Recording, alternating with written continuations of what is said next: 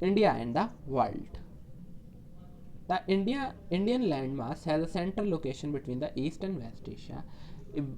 India का जो land mass है वो पूर्व और पश्चिम के मध्य में स्थित है पूरे एशिया में।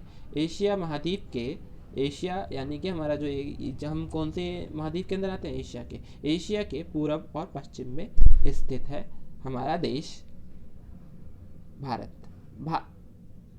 India is a southward extension of the Asian continent. India जो है वो साउथ में लाई करता है एशियन कॉन्टिनेंट के।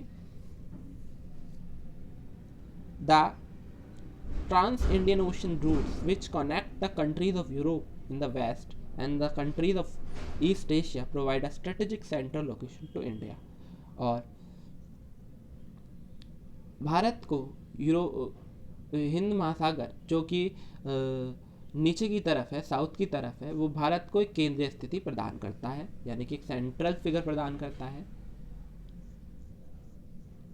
Note that the Deccan peninsula protrudes into the Indian Ocean, thus helping into establish close contact with West Asia, Africa or Europe from the western coast, and with Southeast and East Asia from the eastern coast. No other country has a long coastline on Indian Ocean as India has, and indeed, it is India's eminent position in the Indian Ocean which justifies the meaning of the name ocean after it.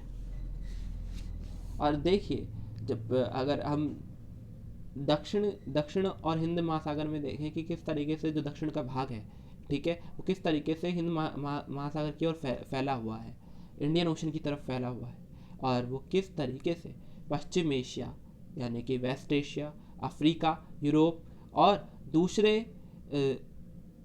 अलग Asian देशों के साथ संबंध बनाए हुए हैं। इसका पूर्वी तट ये इन सब यूरोप को, दक्षिण एशिया को, पश्चिम एशिया को जोड़ते हैं आपस में।